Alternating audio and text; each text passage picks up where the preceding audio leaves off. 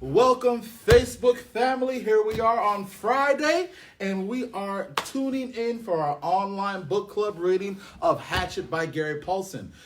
So you're getting the notification across your phone. You're seeing that we're live. So go ahead, tune on in. Please hit the share button, drop an emoji, send a wave, check in if you're one of our club members, or just check it in general. Would love to hear how you guys are loving as we're going through this, our chapters. We're going through chapter 9 on today. We've made it to chapter 9, and a lot has been going on. If we recap just a little bit, Brian Roberson, our main character, quick little recap. Traveling to Canada, parents have a divorce, big secret that he knows about, but that his father doesn't know about. So he's spending his summers with his father, flying on a single plane Cessna, and unfortunately, the pilot has a heart attack. Plane crashes. He has to get out the plane. He's now surviving in the wilderness. He's showing great resiliency. He's showing great planning. He's trying to make the best out of the situation. He finds a place to camp out for the night, and all of a sudden, he sees and hears something slithering. And then, bam, he gets hit in the leg with a bunch of porcupine spines. I could only imagine how painful that must be. But in that, he saw something and discovered something that I think is going to be key as we move forward. He took his hatchet off his belt, tried to throw it at whatever the animal was, ended up hitting the wall, and boom, a bunch of sparks happened. And you know what sparks? We get fire. And key to surviving is fire. So I'm intrigued to see where we're going to go next. Just want to go ahead and let you guys know yet again, still every day, Monday through Friday, from 12 to 1:30, we are serving lunches here that are available. We also have enrichment bags that can be provided with copy of Hatchets, with activity and enrichment bags for the other activities that we do during the week. So please come by, stop by, grab a meal for the kiddos. Grab an enrichment bag if you guys need that, so we can get some fun activities going throughout the week. If you missed any of our activities, please come by and just let us know. We'll have those things available still in the enrichment bags that you can go back and either watch on our Facebook or watch on our YouTube page as well. So lunch, 12 to 1:30. We'll also be serving supper from 3:30 to 5:30, and we'll be doing chapter 10 later on today at 3:30. So we got lunch going on now till 1:30. We got the next chapter 10 going on at 3, so you can get your reading in and then come by, grab a supper meal at 3:30 today. But let us jump right into chapter 9 of the Hatchet. Brian found it was a long way from sparks to fire.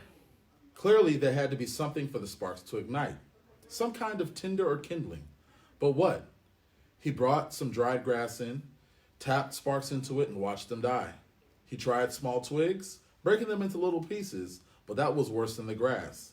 Then he tried a combination of the two, grass and twigs. Nothing.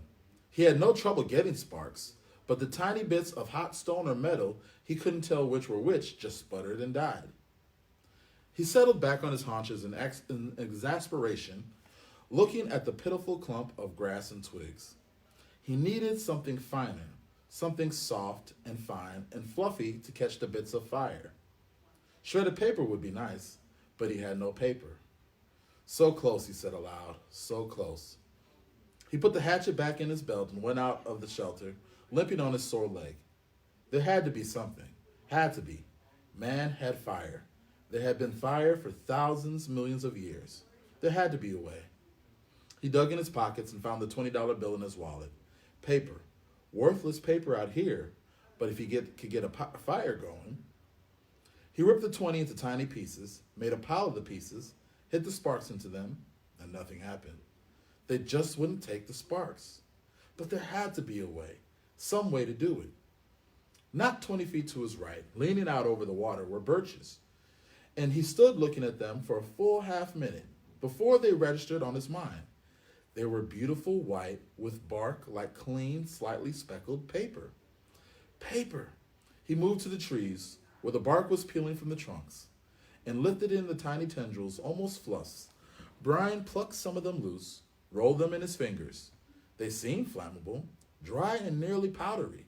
He pulled and twisted bits off the tree, packing them in one hand while he picked them with the other hand, picking and gathering until he had a wad close to the size of a baseball. He then went back into the shelter, arranged a ball of birch bark and peelings at the base of the black rock. As an afterthought, he threw in the remains of the $20 bill. He struck, and a stream of sparks fell into the bark and quickly died. But this time, one spark fell on one small hair of dry bark and almost a thread of bark, and almost seems to glow a bit brighter before it died. The material had to be finer. There had to be a soft and incredibly fine nest for the sparks. I must make a home for the sparks, he thought. A perfect home, or they won't stay. They won't make fire. He started ripping the bark, using his fingernails at first. And when that didn't work, he used the sharp edge of the hatchet, cutting the bark in thin slivers, hairs so fine they were almost not there. It was painstaking work, slow work, but he stayed with it for over 2 hours. Twice he stopped for a handful of berries and once to go to the lake for a drink, then back to work, the sun on his back, until at last he had a ball of fluff as big as a grapefruit, dry birch bark fluff. He positioned his spark nest, as he thought of it, at the base of the rock, used his thumb to make a small depression in the middle, and slammed the back of the hatchet down across the black rock. A cloud of sparks rained down, most of them missing the nest, but some, perhaps 30 or so, hit in the depression of those 6 or 7 and found fuel and grew, smoldered and caused the bark to take a red glow. Then they went out. Close. He was close. He repositioned the nest, made a new and smaller dent with his thumb, and struck again. More sparks, a slight glow, then nothing. It's me, he thought. I'm doing something wrong. I do not know this. A cave dweller would have had fire by now. A Cro-Magnon man would have had fire by now, but I don't know this. I don't know how to make a fire. Maybe not enough sparks. He settled the nest in place one more and hit the rocks with a series of blows as fast as he could. The sparks poured like a golden waterfall, and at first they seemed to take. There were many sparks that found life and took briefly, but they all died. Starved. He leaned back. They are like me. They are starving. It was in quantity. There was plenty of sparks, but they needed more. I would kill, he thought suddenly, for a book of matches. Just one book, just one match. I would kill. So what makes fire? He thought back to school, to all those science classes that he had ever learned. What made a fire?